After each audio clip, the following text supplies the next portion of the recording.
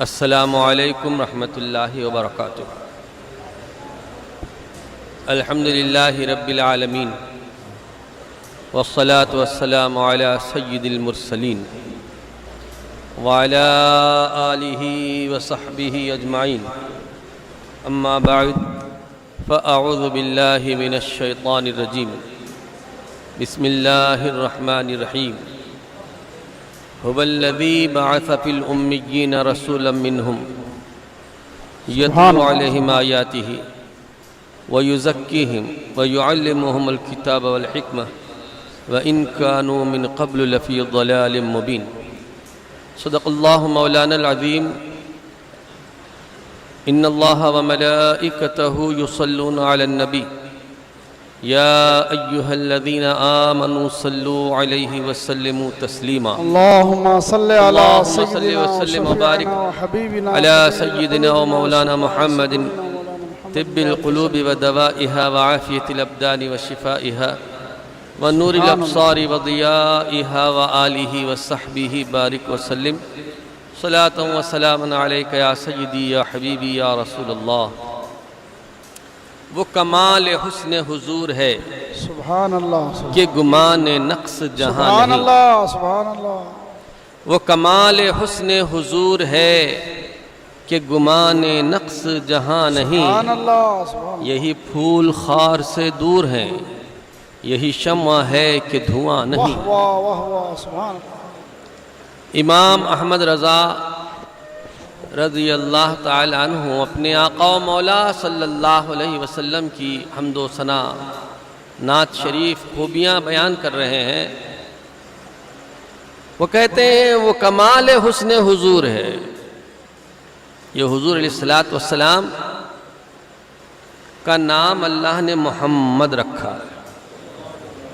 ایک مرتبہ سرکار اقدس صلی اللہ علیہ وسلم کے پاس اس بات کا تذکرہ ہوا کہ یا رسول اللہ، کفار مکہ آپ کو مذمم کہتے ہیں، کیونکہ ان کے پاس حضور کا کوئی جواب نہیں تھا، حضور کی بات کا ان کے پاس کوئی جواب نہیں تھا، حضور کی طرح وہ ہو نہیں سکتے تھے، حضور کا سا وہ علم پیش نہیں کر سکتے تھے، نہ اخلاق میں، نہ کردار میں، نہ صورت میں، نہ شکل میں، نہ معاشرے میں، کہیں بھی وہ حضور کی طرح ہو نہیں سکتے تھے۔ تو حضور کا نام محمد تھا۔ کفار کو آپس میں لوگوں نے کہا تم ان کو محمد کہہ رہے ہو، جبکہ محمد کے معنی ہے جس کی خوب تعریف کی گئی ہو، ان کی برائی بھی کرتے اور ان کو محمد بھی کہتے ہو۔ تو ان لوگوں نے حضور کو مذمم کہنے کی سوچی اور کہا۔ سرکار کے پاس اس بات کا تذکرہ ہوا، حضور نے فرمایا وہ مذمم کی برائی کرتے ہیں، میں تو محمد ہوں۔ برائی کرے گا تو بھی بھلائی ہی ہوگی وہاں۔ برائی کر کے جب سرکار کا نام محمد بولے گا تو اس کو اپنے ہاتھ کا ایسے زور کا تھپڑ پڑے گا کہ فرانس کے ہوش اڑ جائیں گے۔ اس نے حضور کی توہین کرنی سوچی۔ سرکار کا مقام، سرکار کا نام ہی محمد ہے۔ حضور علیہ الصلوۃ والسلام کا کارٹون بنا کر پیش کرنے کی سوچی۔ کارٹون وہ تیرے باپ کا ہوگا یا تیری ماں کا ہوگا۔ ہمارے آقا تو وہ مقام والے ہیں جن کا تصور میں بھی ان کا نقشہ نہیں اتارا جا سکتا۔ سبحان، بے شک بے شک، وہ کمال حسن حضور ہے۔ سبحان اللہ سبحان اللہ۔ وہ کمال حسن حضور کا حسن اتنے کمال والا ہے۔ ابھی لفظ حسن کو اگر آپ استعمال کریں تو حسن کی اضافت جتنی طرف ہوتی ہے وہ سب اگر حضور کی طرف لائیں، حسن معاشرت، حسن اخلاق، حسن آداب، حسن سیرت، حسن صورت، حسن وجود، کسی بھی حیثیت سے اس لفظ حسن کو حضور کی بارگاہ میں لے کر چلیے تو یہ لفظ چھوٹا ہے، حضور کا مقام اس سے آگے ہے۔ وہ کمال حسن حضور ہے۔ اور جہاں دیکھیے حسن ہے تو ہر حسین میں کہیں نہ کہیں نقص ہے۔ ایک انگریز کو سوجھی کہ میں کسی اچھے لوگوں کو چنوں گا، اس نے The 100 نام کی کتاب لکھ ڈالی. اچھا پوری دنیا میں اس نے بہت پڑھ کے لکھا، تو جس کا نام پہلے اس نے لکھا وہ نام مصطفیٰ ہی کا نام تھا. سبحان اللہ. حضور ہی کا نام تھا. ان دنیا والوں کے پاس حضور کا کوئی جواب نہیں ہے، اسلام کا کوئی جواب نہیں ہے، اسلام کی تعلیمات کا جواب نہیں، اسلام کے قانون کا جواب نہیں، اسلام کی اونچائی کا کوئی جواب نہیں ہے، اسلام کے نکھرے اور ستھرے ہونے کا کوئی جواب نہیں ہے. سائنس جتنی ترقی کرتی جا رہی ہے، ہر قدم پر مصطفیٰ کی روشنی دکھائی دے رہی ہے. ہر قدم پر مصطفیٰ کی روشنی دکھائی، چاہے وہ زمین پر ڈھونڈ رہے ہیں، چاہے وہ اسپیس میں ڈھونڈ رہے ہیں، جہاں بھی وہ جا رہے ہیں انہیں مصطفیٰ ہی کی تجلیات دکھائی دے رہی. اس لیے کہ حضور نے جو فرمایا قیامت آئے گی، تو آج سائنس بولنے لگ گئی قیامت آئے گی، ایک دن زمین ناش ہونے والی ہے. حضور نے فرمایا، اللہ نے فرمایا، اللہ کے رسول نے فرمایا کہ انسان جنت میں رہتا تھا، وہاں سے زمین پر آیا، ڈاروین بندر سے انسان بنانے کی چکر میں تھا. آج موجودہ دور کا سائنسدان کہتا ہے کہ انسان اس گرہ کا نہیں ہے، یہ کسی اور جگہ کا رہنے والا ہے. یہ جتنی سائنس جتنی تحقیق کرتی جا رہی ہے، اتنی رسول اللہ صلی اللہ علیہ وسلم کی تصدیق ہوتی جا رہی ہے. اب یہ بوکھلا گئے ہیں کہ اسلام کا جواب ہم دے نہیں سکتے. مگر مسلمانوں کا رونا یہ ہے کہ مسلمانوں کے پاس عمل نہیں ہے، مسلمانوں کے پاس طاقت نہیں ہے، مسلمانوں کے پاس حکمت عملی نہیں ہے، جس کی وجہ سے مسلمان حکومتیں بھی خاموش ہیں. مسلمان عوام اگر جلوس نکال لیں تو اس سے زیادہ کیا ہو سکتا ہے. دوستو، یہ ساری دنیا اب اس وقت اسلام کو ٹارگٹ اس لیے بنا رہی ہے کہ ان دنیا میں پھیلے ہوئے تمام مذاہب کہیں نہ کہیں نقص سے آلودہ ہیں. کوئی پوری طرح نقص میں پڑا ہوا ہے، برائیوں میں پڑا ہوا ہے، کسی میں چھوٹا بھوٹ نکلتا ہے. لیکن میرے سرکار اقدس صلی اللہ علیہ وسلم کے اس دین کو اگر دیکھیں تو کہنا پڑے گا اس دین کی حیثیت سے وہ کمال حسن حضور ہے کہ گمان نقص جہاں نہیں. حضور نے ایسا حسین مذہب پیش کیا، ایسا بے لازوال مذہب پیش کیا، ایسا بے مثال مذہب پیش کیا کہ جس کے حسن میں کہیں بھی کوئی رکھنا نہیں ہے، کوئی اس میں نقطہ نہیں ہے، کوئی اس میں برائی نہیں ہے، بلکہ جہاں دیکھو اس میں خوبیاں ہی خوبیاں دکھ رہی ہیں. دنیا میں جتنے حسین ہوئے سب میں کہیں نہ کہیں نقص ہے، کمی ہے. لیکن اس انگریز نے جب حضور اسلام کا نام پہلے لکھا تو کسی نے اس سے پوچھا کہ تو تھا عیسائی، تو نے یہ نام پہلے کیوں لکھا؟ تو وہ کہنے لگا کہ ان کی زندگی مجھے سب سے اچھی لگی. میں کہوں میرے دوستو، یہ سرکار کا حسن ہے. دنیا کا ہر حسن ہم نے دیکھا ہے. اگر حسین کو چہرے سے حسین کی حیثیت سے آپ دیکھیں گے، ایک خوبصورت کو اس کی ایک عمر میں خوبصورتی رہتی ہے، جب وہیں اس کی عمر ڈھلتی ہے اس پر اس کے لیے جھریاں پڑتی ہیں اور اس میں وہ دلکشی باقی نہیں رہتی ہے. رفتہ رفتہ وہ لوگوں کے نظروں سے دور ہو جاتا ہے. لیکن حضور صلی اللہ علیہ وسلم کے اگر حسن کی بات کرو تو میں کہوں حضور کے حسن کی کیا بات کرتے ہو؟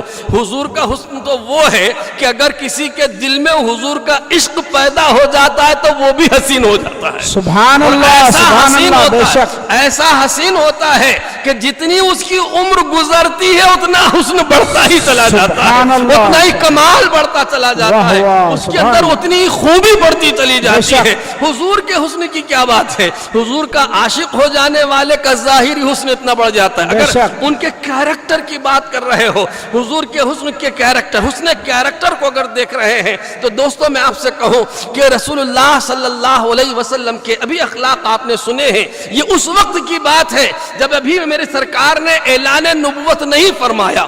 اعلان نبوت سے پہلے میرے آقا علیہ الصلوۃ والسلام نے ایسا کردار پیش کیا کہ آج کا سب سے بڑا پڑھا لکھا بھی ایسا کردار پیش نہیں کر سکتا. اسی لیے امام محمد رضا کہتے ہیں سارے اونچوں سے اونچا سمجھیے جسے ہے اس اونچے سے اونچا ہمارا نبی، سارے اچھوں میں اچھا سمجھیے جسے ہے اس اچھے سے اچھا ہمارا نبی. نعرہ تکبیر، نعرہ رسالت، جشن عید میلاد النبی. کمال حسن حضور ہے. حضور صلوات والسلام کے ہر حیثیت سے، ہر پہلو سے آپ جائزہ لیجئے. دیکھیے کیسے بے مثال ذات ہے. آپ نے سنا ہوگا کہ عام دیکھتے بھی ہیں ہم لوگ، ہم کپڑے پہن لیتے ہیں، ایک دن میں ہمارے کپڑے میلے بھی ہو جاتے ہیں، میلے ہو جاتے ہیں، پھر اس میں بدبو بھی ہو جاتی ہے، بوسیدہ بھی ہو جاتے ہیں. لیکن میرے سرکار کا یہ معجزانہ عمل تھا، ان کی ذات کا یہ کرامت تھی ان کی ذات کی، کہ سرکار جس لباس کو زیبتن فرماتے تھے وہ کبھی میلا ہی نہیں ہوتا تھا. کبھی میلا نہیں. میلا تو وہ ہو جس کے پاس میل ہے، یہ تو نور ہے، یہاں سے نور ہی سبحان ٹپکتا. اللہ، بے شک، سبحان اللہ. حضور کی صفات اگر پڑھ رہے ہیں آپ تو سرکار کی ذات میں جو سب سے زیادہ فنا ہے، صحابہ تو صحابہ ہی ہیں. بات کی ادوار میں کہوں، میرے اور آپ کے پیر سیدنا شیخ محی الدین عبد القادر جیلانی رضی اللہ تعالیٰ عنہ کے اوصاف میں اگر پڑھیں گے، آپ کی خوبیوں میں پڑھیں گے، تو آپ کی سیرت یہ کہتی ہے آپ جس لباس کو پہن لیتے تھے وہ لباس اگر آپ کے جسم پر زیادہ دیر بھی رہ جاتا تو کبھی میلا نہیں ہوتا تھا. حضور کا کپڑا میلا نہیں ہوتا تھا. وہ حضور نورانیت والے تھے. ان کے عشق میں انہوں نے اپنے آپ کو فنا کیا تو ان کے اندر وہ اللہ تبارک و تعالیٰ نے کمالات و کرامات پیدا فرما دیے کہ ان کا بھی کپڑا ناپاک میلا نہیں ہوتا تھا. دوستو سرکار علیہ الصلوۃ والسلام کے حسن کی بات کر رہے ہیں. سرکار اقدس صلی اللہ علیہ وسلم سو کے اٹھتے ہیں، ہم بھی سو کے اٹھتے ہیں. آپ سو کے اٹھنے کے بعد آپ کی آنکھ میں میل پڑ جاتا ہے. کبھی کسی کو رال بہتی ہے تو اس میں سے دھبے بھی پڑ جاتے ہیں. آدمی کے منہ میں بدبو بھی پیدا ہو جاتی ہے. اور کبھی کبھار اپنا آئینے میں چہرہ دیکھ کر خود بھی بیچارہ سوچتا ہے کہ بغیر صابن سے دھوئے میں باہر نکلوں تو لوگ مجھے پہچانیں گے بھی نہیں. ایسا ہمارے ساتھ ہوتا ہے. سو کے اٹھنے کے بعد ہمارے چہرے کی حالت بدل جاتی ہے. ہمارے اندر بہت ساری چیزیں خراب ہو جاتی ہیں. چہرے پہ اس کا اثر ظاہر، چونکہ چہرہ زیادہ نظر آتا ہے، اس کے اندر ہم کو دکھائی دیتا ہے کہ ہم ایسے دکھ رہے ہیں. دوستو میرے آقا علیہ الصلوۃ والسلام بچپن سے لے کر تا دم وصال سرکار اقدس صلی اللہ علیہ وسلم کی یہ خوبی رہی کہ حضور اگر سو کے بھی اٹھتے تھے تو چہرہ چمکتا ہی دکھائی دیتا. سبحان اللہ، سبحان کبھی حضور اسلام کے چہرے پر کسی قسم کی کوئی دھول دھبا نہیں دکھتا. سبحان اللہ. حضور صلی اللہ علیہ وسلم کی آنکھ مبارک بالکل صاف رہتی تھی. سبحان اللہ. سرکار اقدس صلی اللہ علیہ وسلم 63 سال حیات رہے. 63 سال میں آپ کے سر شریف میں چند بال سفید ہوئے تھے. داڑھی پاک میں ایک دو کل ملا کر 21 بال سفید ہوئے تھے. 21 بال سفید ہوئے تھے.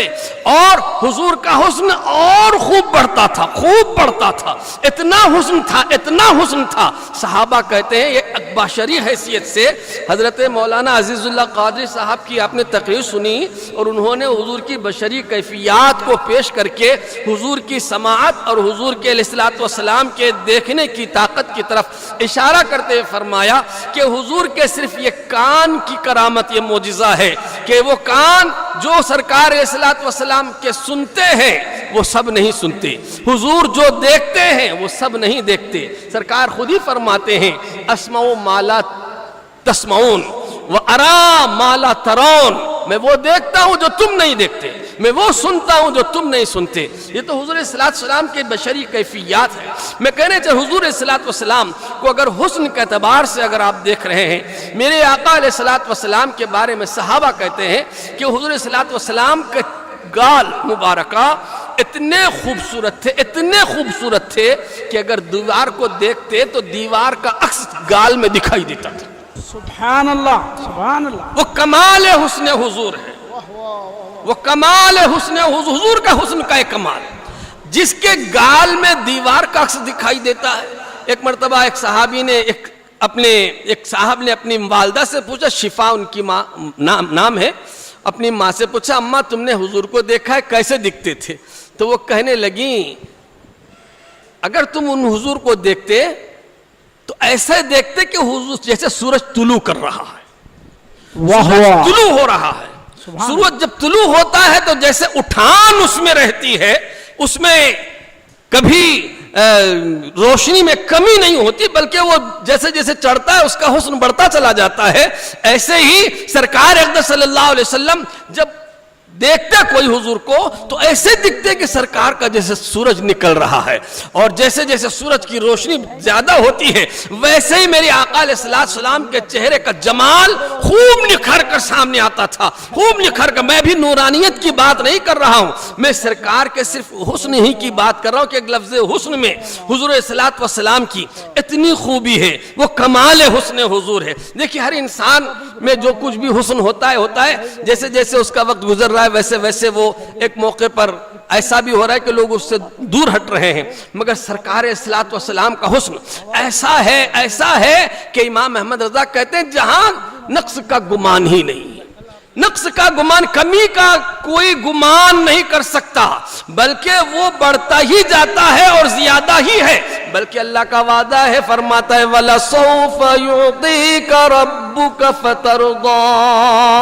ऐ महबूब अल्लाह ताला आपको अनकरीब इतना देगा कि आप अल्लाह से राजी हो जाएंगे।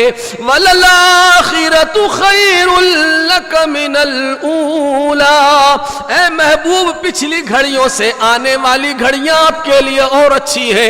देखिए हुजूर, जिसे हमारा वक्त गुजरता है तो हमारा गुजरा हुआ वक्त बड़ा अच्छा था, अब आने वाला वक्त कैसा है नहीं पहचान सकते, नहीं बता सकते। लेकिन सरकार के बारे में अल्लाह फरमा रहा, महबूब जैसे जैसे वक्त आगे बढ़ेगा, जैसे जैसे आप आगे बढ़ते जाएंगे, हर आने वाली घड़ी आपके लिए पिछली घड़ियों से बहुत अच्छी है, बहुत आला है, बहुत अरफा है।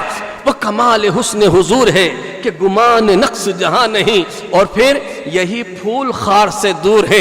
आला हजरत फरमाते हैं कि हर फूल के दामन में कोई ना कोई कांटा जरूर होता है, मगर सरकार को अगर गुले तर की हैसियत से देख रहे हो तो ये गुल वो है, ये फूल वो है जिसके दामन में कांटे नहीं है बल्कि फूल ही फूल है। यहाँ अगर कोई पहुंचता है तो उसे रहमत ही रहमत मिलती है। हर हुस्न के साथ शरारत है, हर हुस्न के साथ शरारत है, हसीन लोग ही शर्म चाहते हैं। आला हजरत के बेटे इमाम हजरत मुफ्ती आजमीन फरमाते हैं, वो हंसी क्या जो फितने उठाकर चले, वो हसीन क्या जो फितने उठाकर चले, हाँ हसीन तुम हो फितने मिटाकर चले। सुभान अल्लाह, हाँ हसीन तुम हो फितने मिटाकर चले। अल्लाह करीम सरकार अक़दस सल्लल्लाहु अलैहि वसल्लम को हर एतबार से ऐसा बेमिसल बेमिसाल बनाया है कि हम जितना फख्र करें अपनी जिंदगी पर कि अल्लाह ने हमको इस्लाम नसीब फरमाया है, बहुत कम है, बहुत कम है। किसी को ऐसा नबी नहीं मिला जैसा नबी हमें मिला, किसी को ऐसी किताब नहीं मिली जैसे हमें मिली, किसी को ऐसी इबादतें नहीं मिली जैसे हमको मिली है। किसी भी कौम को आदम अलैहिस्सलाम से लेके हमसे पहले तक आने वाले तमाम नबियों की उम्मतों में किसी भी कौम को ऐसे अखलाक की तालीम नहीं मिली जैसे अखलाक की तालीम हमें मिली है। हर एतबार से अल्लाह के रसूल ने मुसलमानों को गनी कर दिया कि तुम्हें नजर उठाकर किसी और तरफ देखने की जरूरत नहीं है। हर हैसियत से मुस्तफ़ा ने हमें बहुत माला माल किया है, बहुत माला माल किया है। लेकिन हमारी हालत यह है कि हम अपनी नजर उठाते हैं तो कभी यहूदियों को देखते हैं, कभी ईसाइयों के पीछे चल पड़ते हैं, कभी कुफ्फार के पीछे चल पड़ रहे हैं। ऐ ईमान वाले, तेरे दामन में क्या कमी है? यहाँ तो पूरा सब कुछ रखा हुआ है। जन्नत यही है, दुनिया नहीं है, आसाइश यही है, अखलाक यही है, किरदार यही है, ईमान यही है, इंसानियत यही है, सब कुछ यहीं पर रखा हुआ है। किसी और मजहब के पास इंसानियत नाम की चीज भी नहीं होगी। मेरे आका अलैहिस्सलातु वस्सलाम ने ऐसी चीज अता फरमाई है जिसका कोई जवाब नहीं दे सकता। इसलिए ये दुनिया के बहुत सारे लोग आज इस्लाम दुश्मन खड़े हो गए हैं, और जितने दूसरे मज़ाहिब हैं, ये मज़ाहिब इस्लाम के खिलाफ में बहुत सारी कार्रवाइयां कर रहे हैं। ईमान वालों, ऐसे वक्त में रसूल पाक सल्लल्लाहु अलैहि वसल्लम की अज़मतें सुनना, हुजूर के कमालात सुनना, सरकार इस्लाम के کے معجزات سننا، اپنے دل میں حضور اسلام کی محبت بٹھانا، یہ تمام مسلمانوں کی ذمہ داری ہے۔ اس لیے کہ لوگ آپ سے نماز کا امتحان نہیں لے رہے ہیں، روزے کا امتحان نہیں، زکوٰۃ کا امتحان نہیں، آپ سے اخلاق کا امتحان نہیں، بلکہ تمہارے ایمان کا امتحان لیا جا رہا ہے۔ ایمان تمہارا جھنجھوڑا جا رہا ہے، تمہارے نبی کا کارٹون بنا کر کوئی پیش کر رہا ہے، تمہارے نبی کی گستاخی میں کوئی اٹھ کھڑا ہو رہا ہے، تمہارے نبی کو برا بھلا بولنے کے لیے کوئی چل رہا ہے، تمہارے نبی کے دیے ہوئے اسوہ اور طریقے کو کوئی آدمی انگلی دکھا رہا ہے، ان کے دیے ہوئے لا اور قانون کو لوگ غیر ضروری سمجھ رہے ہیں۔ ایسے وقت میں جیسے 3 طلاق کا مسئلہ ہے، یہ پوری دنیا میں، پورے ہندوستان بھر میں کچھ دنوں کے لیے زیر بحث رہا، سوچے کہ یہ طلاق دینے والے کو جیل میں ڈالیں گے، اور پھر اس کے بعد اس کو کھانا کون دے گا؟ جس کو طلاق دیا اس کو پالے گا کون؟ یہ جیل میں رہے گا تو پالے گا کون؟ یہ حکومت پالنا چاہیے اس کو۔ پھر جیل سے نکلنے کے بعد پھر بھی اس کو اسی کے ساتھ رہنا، یہ سزا کس کی ہے؟ جیل میں جو گیا تھا اس کی سزا کس کی ہے؟ بولنے کو تو بول دیا، لیکن آج تک طے نہیں ہو سکا کہ 3 طلاق دینے والے کے ساتھ کیا سلوک کیا جائے۔ بولنے کو تو بول دیے، بہت بڑے دم دکھا رہے تھے، مگر کچھ بھی دم نہیں بلکہ دم دبا کے نکل گئے، دم دبا کے نکل گئے۔ میرے پیارے، میرے سرکار نے جو قانون دیا ہے اس قانون کا توڑ کسی اور کے پاس نہیں ہے، اس قانون کا جواب کسی اور کے پاس نہیں ہے، اسی لیے یہ بے بس ہو گئے ہیں اور تمہارے ایمان کا امتحان لینا چاہتے ہیں۔ ایسے وقت میں اب کچھ لوگ نماز لے کے پھر رہے، کچھ لوگ کہہ رہے کہ صرف نماز پڑھو، مسجد میں آؤ۔ ارے مسجد میں آئے، نماز پڑھنے سے کیا ہونے والا ہے؟ خالی مسجد سے ہوگی؟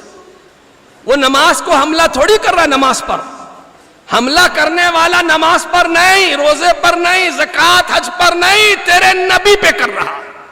تیرے نبی کے دیے ہوئے قانون میں نقطے نکالنے کی چکر میں ہے، تمہارے نبی کے توہین کرنے کی در پہ پڑے ہوئے ہیں۔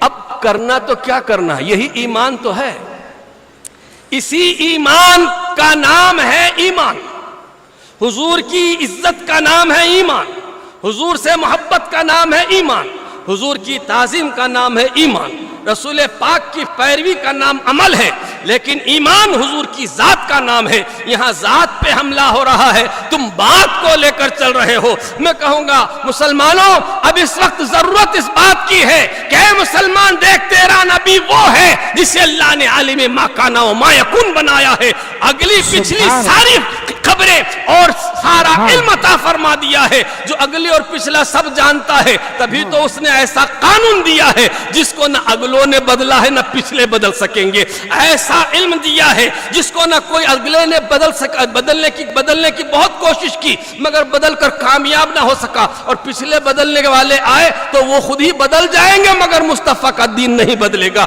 مصطفیٰ کا قانون نہیں بدلے گا۔ ضرورت اس بات کی ہے کہ مسلمان اپنے نبی سے محبت کریں۔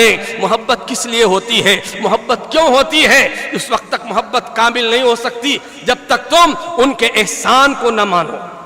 باپ بھی ایک ذات ہے جس سے ہم محبت کرتے ہیں، مگر بہت سے بچے ایسے ہیں جو باپ سے بھی نفرت کرتے ہیں۔ اس سے اگر پوچھو تو اپنے باپ سے کیوں نفرت کرتا ہے تو وہ بولے گا میرا باپ پیتا تھا، بہت مارتا تھا، مجھے کبھی کھانے کو نہیں دیتا تھا، مجھے کپڑا نہیں پہنایا، مجھے اچھا پڑھایا نہیں۔ اب باپ کے ساتھ اس کے اخلاق ویسے ہیں، تو باپ، حالانکہ باپ سے محبت ہوتی ہے لیکن باپ سے کوئی بچہ نفرت بھی کرتا ہے، ماں سے محبت ہوتی ہے لیکن کوئی بچہ ماں سے بھی نفرت کرتا ہے، بیوی سے بھی محبت ہوتی ہے لیکن لوگ بیوی سے بھی نفرت کرتے ہیں، کسی کو اولاد سے بھی نفرت ہوتی ہے حالانکہ اولاد سے بھی محبت ہوتی ہے۔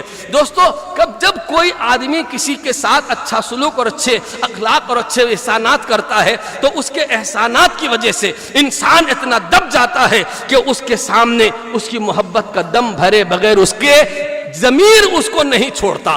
دوستو، اگر آپ اپنے نبی علیہ السلام کے احسانات کو یاد کرو، صرف اس حیثیت سے کہ سرکار نے تم کو جو اسلام دیا ہے، اسلام پہنچایا ہے، آج ہم ایک مسلمان کہلا رہے ہیں تو حضور کے احسان سے ہے، حضور کے دم سے ہے، حضور کے کرم سے ہے، حضور کی محنتوں سے ہے، حضور علیہ السلام کی قربانیوں سے ہے۔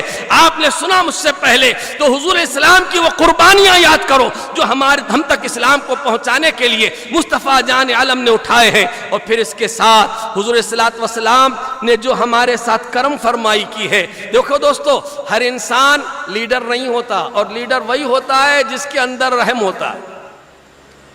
جو عفو درگزر نہیں کرتا وہ لیڈر نہیں ہوتا، وہ ظالم ہوتا ہے. آج کل پورے لیڈر ایسے ہی ہیں، پورے لیڈر ایسے ہی ہیں کہ کسی کی کمزوری رکھ کے اس کو دباتے ہیں. مگر میرے سرکار کی بارگاہ ایسی ہے جہاں کمزوری نہیں دیکھی جاتی بلکہ نوازش پر نوازش کی جاتی ہے. سبحان اللہ، سبحان اللہ، بے شک. ایک صحابی ہیں، ان کا نام ابو لبابہ رضی اللہ تعالیٰ. فتح مکہ سے پہلے انہوں نے ایک خط مکے والوں کو لکھ دیا تھا کہ حضور صلی اللہ علیہ وسلم مکے پر حملہ کرنے والے ہیں، اے مکے کے کافروں تم ذرا ہوشیار ہو جاؤ. خط پکڑا گیا، ابو لبابہ حاضر کیے گئے. حضرت عمر کہہ رہے ہیں کہ یا رسول اللہ اس منافق کی میں گردن اڑا دوں. حضور فرماتے ہیں عمر یہ اصحاب بدر میں سے ہے، یہ بدر والے صحابہ میں سے ہے. اتنا بڑا کام کیا انہوں نے کہ حضور کے راز کو فاش کر دیا. حضور نے اس کو لا بھی لیا، خط ان کے ہاتھ میں موجود ہے. حضور نے ان سے پوچھا تم نے یہ کیوں کیا؟ تو وہ کہنے لگے یا رسول اللہ یہاں جتنے مہاجرین موجود ہیں ان کا کوئی نہ کوئی رشتہ دار مکے میں موجود ہے، اور مکے والے وہ لوگ ان کی دیکھ ریکھ کرتے ہیں، اور ان کے رشتہ دار بھی وہاں موجود ہیں، اور رشتہ دار ان کے ساتھ اچھا سلوک کر لیتے ہیں. میرے بچے بھی مکے میں ہیں لیکن میرا کوئی رشتہ دار نہیں ہے. میں نے یہ چاہا اللہ تعالیٰ آپ کو فتح دے گا، میرے خط سے ان کافروں کا کوئی فائدہ نہیں ہوگا، میرے خط سے کافروں کا کوئی فائدہ نہیں ہوگا. یا رسول اللہ مجھے یقین ہے کہ اللہ تعالیٰ آپ کو فتح دے گا. میں صرف اس خط کو لکھ کر ان کافروں پر اتنا احسان رکھ دینا چاہتا تھا کہ دیکھو میں نے تم لوگوں کو باخبر کیا ہے، تاکہ وہ لوگ میرے اہل و عیال جو وہاں ہیں ان کے ساتھ اچھا سلوک کریں. سرکار صلوات و سلام نے اتنی عظیم ان کی خطا کو یوں معاف کر دیا جیسے کبھی کچھ ہوا ہی نہیں. حضور صلوات و سلام کتنے عفو درگزر. کئی ایک صحابہ ہیں جن سے ایسی خطائیں ہوتی ہیں اور سرکار انہیں معاف فرما دیتے، کبھی سزا نہیں دیتے.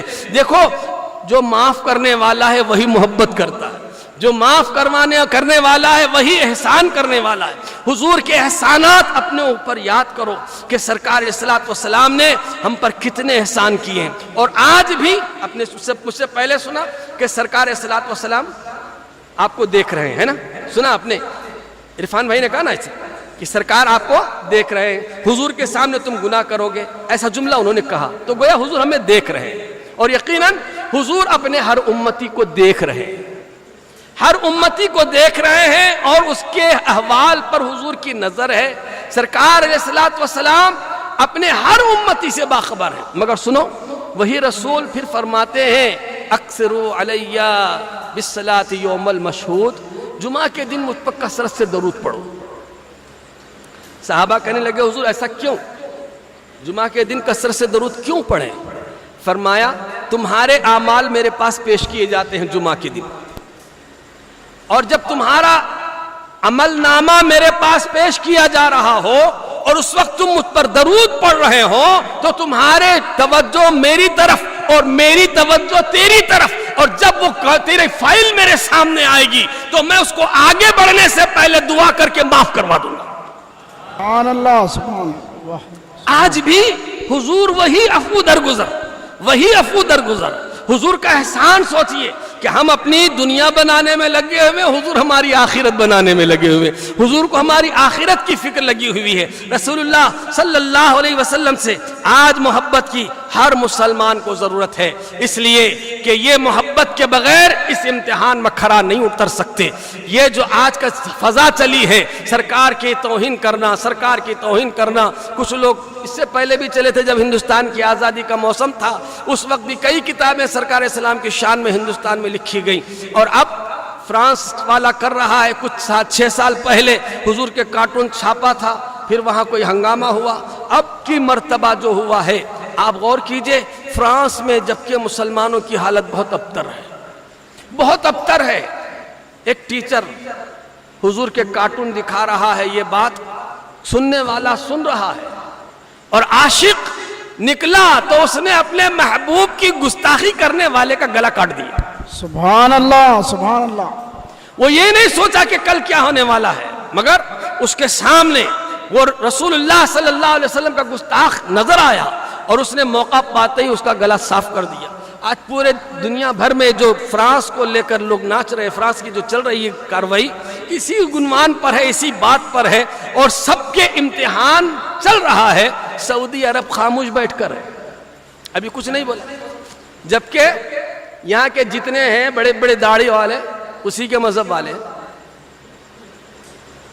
ان کا مذہب ہی تو ہے سعود بروزن یہود لوگ کہتے ہیں، ان کا اندر یہود سے ملا ہوا ہے، ظاہر اسلام کا نظر آتا ہے، خاموش بیٹھے ہوئے ہیں۔ جبکہ اردوغان پورے ترکی اور دوسرے ممالک میں بہت زیادہ جلوس نکلے، بہت زیادہ اس پر لوگ احتجاج کر رہے ہیں، خود حکومتیں بھی ان کے ساتھ احتجاج کر رہی ہیں، لیکن سعودی عرب خاموش بیٹھا ہوا ہے، عربی ممالک بہت سے خاموش بیٹھے ہوئے ہیں۔ آخر آپ سوچئے تو صحیح، ان کا ضمیر کہاں گیا؟ یہ اپنے دنیا ہی کو دیکھ رہے ہیں، ان کی نظروں میں حضور کی عظمت کیا ہے؟ انہی لوگوں نے یہ سبق پڑھایا تھا کہ حضور ہم جیسے ہیں، ہماری طرح ایک بشر ہے۔ وہیں سے یہ عقیدہ نکلا کہ رسول اللہ کو کچھ بھی نہیں معلوم، وہیں سے یہ عقیدہ نکلا تھا کہ رسول اللہ صلی اللہ علیہ وسلم مر کے مٹی میں مل گئے، وہیں سے یہ عقیدہ نکلا تھا کہ رسول اللہ صلی اللہ علیہ وسلم کی مزار کی زیارت کرنا شرک ہے، اس کے لیے سفر کرنا جائز نہیں ہے، وہیں سے یہ عقیدہ نکلا تھا کہ اولیاء اکرام کا نام لے کر پکارنا یا رسول اللہ کو یا رسول اللہ کہنا ناجائز حرام شرک ہے۔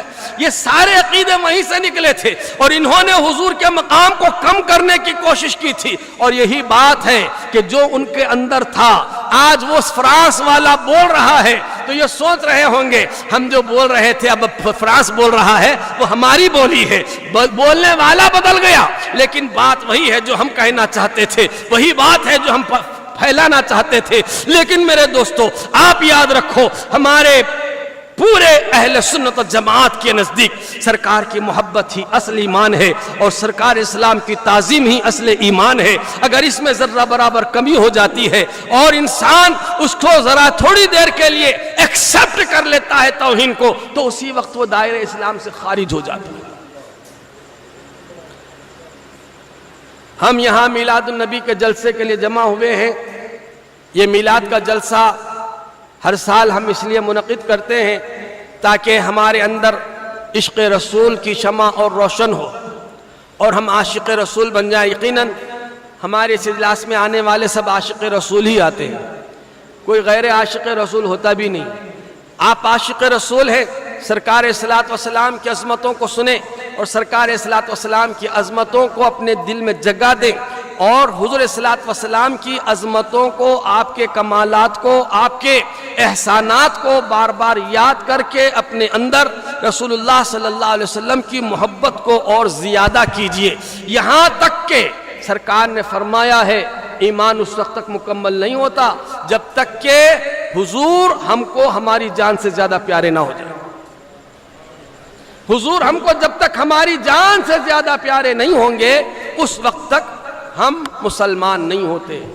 پاکستان میں ایک گستاخ رسول کا کیس چل رہا تھا، اور وہ تھا حضور السلام نبوت کا اس نے دعویٰ کیا تھا، اس کا کیس چل رہا تھا۔ علماء ایک رکشے میں بیٹھ کر کورٹ کو جا رہے تھے بحث کے لیے، اور یہ دونوں بیٹھے والے رکشے میں بیٹھے ہوئے لوگ آپس میں گفتگو کر رہے تھے۔ وہ رکشہ چلانے والے قیوم، عبد القیوم ان کا نام تھا، انہوں نے پوچھا کیا بات ہے؟ تو ان لوگوں نے کہا ایسی ایسی ایسی بات ہے۔ وہ سن لیا رکشہ والا، جب رکشے پہ ان دونوں کو چھوڑ دیا اور وہ مجرم کٹہرے میں کھڑا ہوا تھا جس نے حضور کی گستاخی کی تھی، یہ بازار گیا خنجر خرید کے لایا اور کورٹ میں گھس کر سیدھے سے اس کا گلا کاٹ دیا، جج کے سامنے کورٹ میں اس نے قتل کر دیا۔ اب جو اس کو اریسٹ کر لیا گیا، اس زمانے بھٹو کی حکومت تھی، اسے پھانسی کی سزا طے ہوئی، اور وہ بہت خوشی سے پھندے کی طرف جا رہا تھا، کہہ رہا تھا میرے پاس کوئی عمل نہیں تھا، یہی ایک عمل ہے، میرے پاس کوئی عمل نہیں تھا، یہی ایک عمل ہے کہ میں نے گستاخ رسول کو قتل کیا۔ یہ محبت چاہیے۔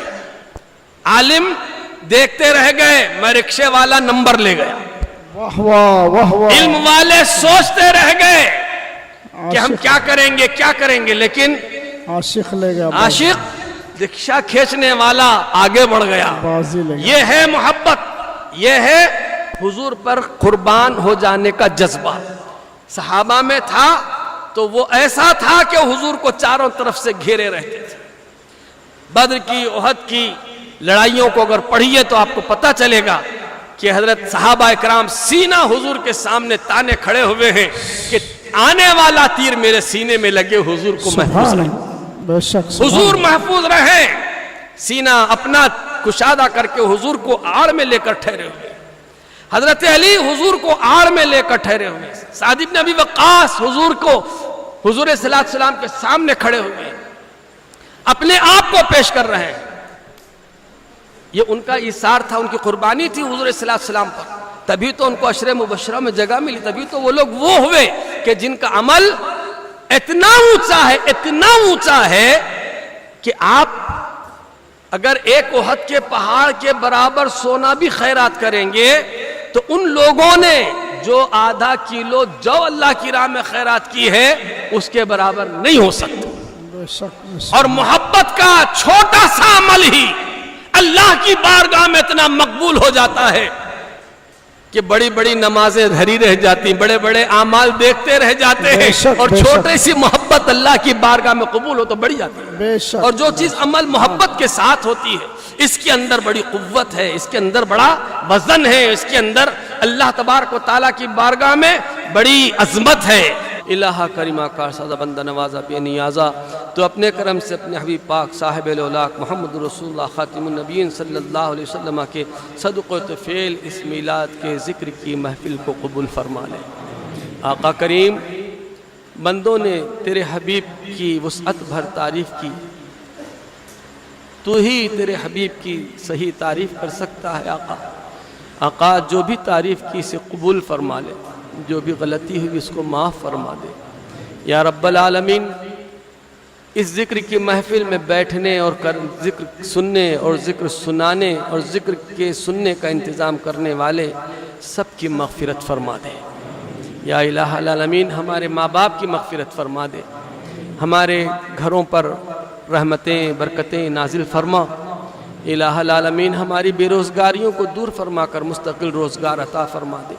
آقا کریم, پریشان حال ہے مسلمان, تو اپنے کرم سے مسلمانوں کی پریشان حالی کو دور فرما دے. مسلمانوں کے روزی روزگار کے ذرائع مضبوط فرما دے, اور الہ العالمین جو ان کے اسباب رزق ہے اس میں برکت عطا فرما, دوام عطا فرما, گھاٹے خسارے نقصان سے بچا لے. اے آقا کریم, تو تمام مسلمان جہاں جہاں آباد ہیں ان سب کے جان مال عزت و آبرو کی حفاظت فرما. خصوصاً ہمارے ملک ہندوستان میں الہ العالمین مسلمانوں کی جان مال عزت و آبرو کی حفاظت فرما. مسلمانوں میں اتحاد عطا فرما, اتفاق عطا فرما, ایک جہتی عطا فرما, آپس میں ایک دوسرے کی محبت عطا فرما. دین ملت کے کام کو سمجھ کر آگے لے کر چلنے کی توفیق رفیق عطا فرما. الہ العالمین, ہمارے اندر جو اختلاف ہے اس اختلاف کو دور فرما دے, ہمارے عقیدے اور ایمان کو محفوظ فرما, صراط مستقیم پر گامزن فرما. الہ العالمین, کامیابیاں ہمارے لیے آسان کر دے. یا رب العالمین, ناکامیوں کو ہم سے دور فرما دے. آقا کریم, ہمارے قرضوں کی ادائیگی کی سبیل پیدا فرما دے. یا رب العالمین, جو بیمار ہیں انہیں شفا عطا فرما, جو صاحب صحت ہیں ان کی صحت میں برکت عطا فرما, جو اولاد والے ہیں ان کے اولادوں کو نیک اور صالح بنا دے, جو لاولد ہیں ان کو نیک اور صالح اولاد عطا فرما. جن کے مستقل روزگار ہیں مولا, ان کے روزگاروں کو مستحکم فرما کر اس میں ان کو مضبوط فرما دے, اور گھاٹے خسارے سے بچا. اور جو بے روزگار ہیں ان کو مستقل روزگار عطا فرما کر ان کی پریشانیوں کو دور فرما دے. یا رب العالمین, یا ارحم الراحمین, تو اپنے حبیب کا صدقہ عطا فرما. ہم سب کو تیرے نبی علیہ الصلوۃ والسلام کی سچی پکی اچھی عقیدت محبت عطا فرما. دکھاوے اور ریاکاری سے ہم سب کی حفاظت فرما. یا رب العالمین, سارے ورنگل شہر کے جو مسلمان کمیٹی کا ساتھ دیتے ہیں, کمیٹی کا تعاون کرتے ہیں, جو ممبران ہیں, جو لوگ ہر سال سننے کے لیے آتے ہیں, اور جو لوگ جہاں جہاں بیٹھے بیٹھے اس پروگرام کو سن رہے ہیں, الہ العالمین ان سب کی دلی اور جائز مرادوں کو پورا فرما دے. ان کے گھروں میں رحمت اور برکت نازل فرما. ان کے رزق کے اسباب کو الہ العالمین تو اپنے کرم سے دوامی بنا دے، اور ان کے بچوں کو صحت اور تندرستی عطا فرما، اور جو طالب علم ہیں ان کے لیے علم کے راستوں کو آسان کر دے، اور ان کو امتیازی نشانات سے کامیاب فرما کر الہ العالمین دنیا اور دین میں نامور بنا دے۔ یا الہ العالمین تو اپنے حبیب پاک محمد رسول اللہ خاتم النبیین صلی اللہ علیہ وسلم کی سچی عقیدت عطا فرما، اور مرنے سے پہلے ہم سب کو توبہ کی توفیق نصیب فرما، ایمان پر خاتمہ بالخیر فرما، تیرے نیک بندوں کے ساتھ ہمارا حشر فرما، نبی علیہ الصلوۃ والسلام کی شفاعت ہمارے حق میں قبول فرما، اور ہمارے اس عمل کو الہ العالمین قیامت میں ہمارے لیے ذریعہ نجات بنا دے۔ یا رب العالمین، میلاد مصطفیٰ صلی اللہ علیہ وسلم کی محفل میں شریک ہونا، سننا اور سنانا، اس عمل کو قیامت کے دن ہمارے لیے ذریعہ نجات بنا دے، قبول فرما لے۔